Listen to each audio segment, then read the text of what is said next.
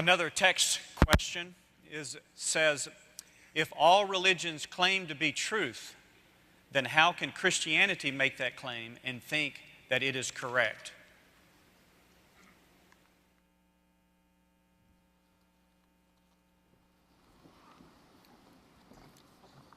Appreciate that question, and it's a question that has the assumption that is very correct. Oftentimes the Christian takes the hit that he or she who is a follower of Jesus Christ is the only one who lays claim to exclusivity. That is not true. Gautama Buddha was born a Hindu, and he renounced two of the fundamental doctrines of Hinduism, the authority of the Vedas and the caste system. He could not accept those two, went on his own journey in search of enlightenment, and came, of course, with the Four Noble Truths and the Eightfold Path and the ultimate extinguishing of desire in his nirvanic pursuit. So he turned his belief away from the religion of his birth in order to find a different answer. Islam is also exclusivistic in its claim, in all of its precepts and its 5 pillars and so on. What about these contradistinctions?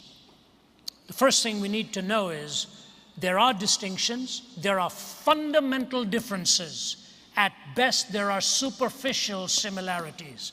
I often hear the question posed wrongly. They'll say, aren't all religions fundamentally the same and superficially different? No, they are fundamentally different, and at best they are superficially similar.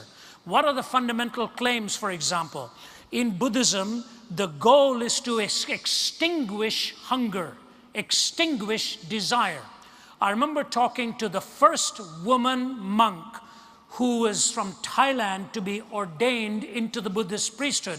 But Thai Buddhists do not ordain women, so she went to Sri Lanka to be ordained, and she has a PhD in philosophy from McMaster University in Hamilton, Ontario, and Waterloo, I guess, Ontario, McMaster University there. Got her PhD in philosophy, and she gave me the first interview. We chatted for well over an hour, one-on-one, and I sort of angled into some questions because I didn't want to be too discourteous. And one of the things I said to her is, I hear you're married. And she said, yes. I said, you have children? She said, yes. I said, but you're living in a temple by yourself? She said, yes. I said, do you not see your children? She started crying. She said, I have a car. I said, you have a car? She said, yeah. I said, okay. So she drove herself because she can't allow a man to drive her, she said, so she has to drive herself. And she says, every evening at the end of the day, I try and meet up with one of my children. She said, this is the hardest part of my life. I said, so you are on the journey to extinguishing the desire to be with your children. Is that right? Is that a fair assessment? She kept quiet. And then I said this. I said, the Dalai Lama has as his primary pursuit now the freedom of Tibet. She said, that's right. I said, why does he desire that? She looked at me and she said, we try not to get into these philosophical questions. Let's just say that he chooses to.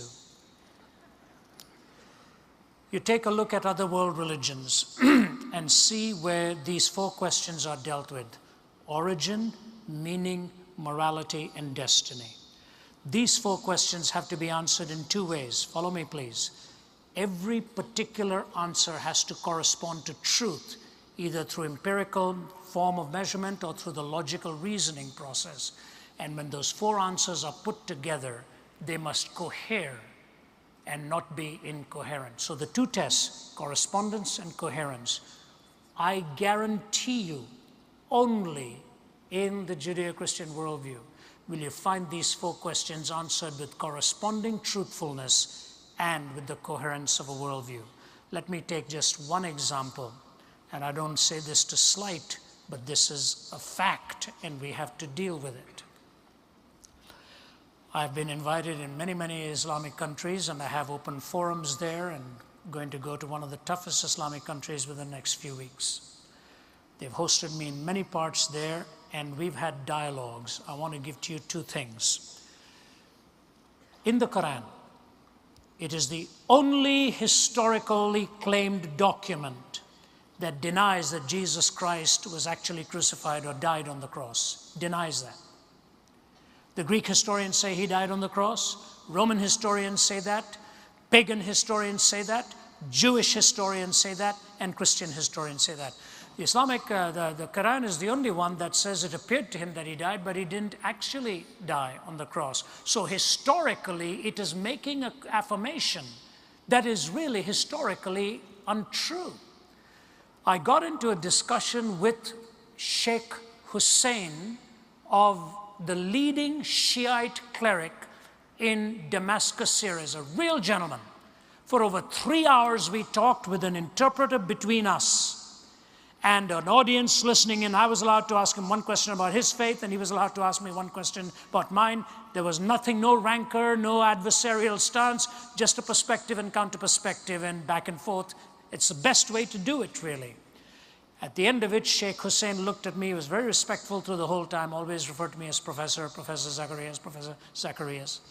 And then at the end, he looked at me, leaned over, and he said, "You know, Professor, I think the time has come for us in the Islamic world to stop asking if Jesus Christ died and to start asking why."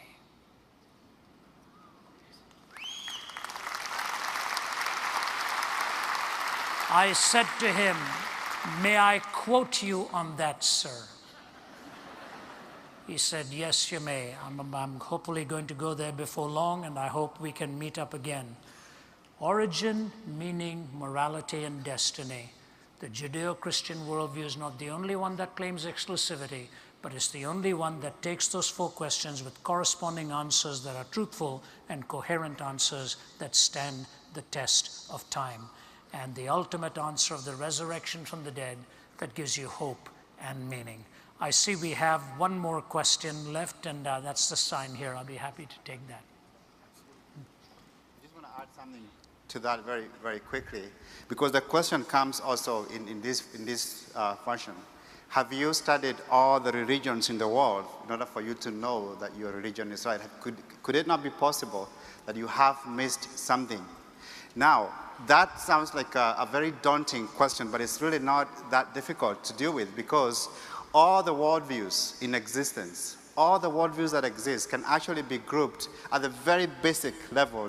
You could spend an eternity maybe studying just one of these religions. But all the worldviews in existence can be grouped under only 3 categories, all the worldviews. The first category is the view that only the universe exists. The other category is only God exists. Of course, you find naturalism and atheism on the left side, only the universe exists. But when some Eastern religions will tell you only God exists, and that's cashed out in different ways. I'm just using the word God, just to make it easy for us to grasp these concepts. Then in the middle, you have the view that both God and the universe exist. Both God and the universe exist, and under that you have Judaism, Christianity, and Islam.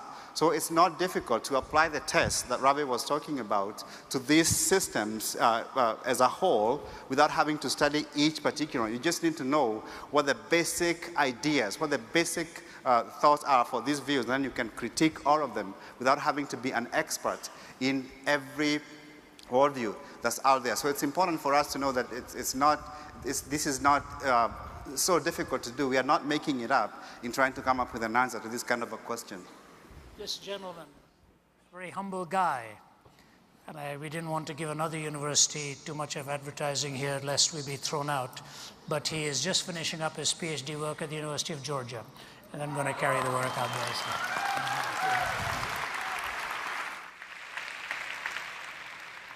All right, we do have time for one more question. I'm sorry for those of you who have been standing so long in line, but we need to move on. But let me invite you to come to the tables out front afterwards to continue the conversation.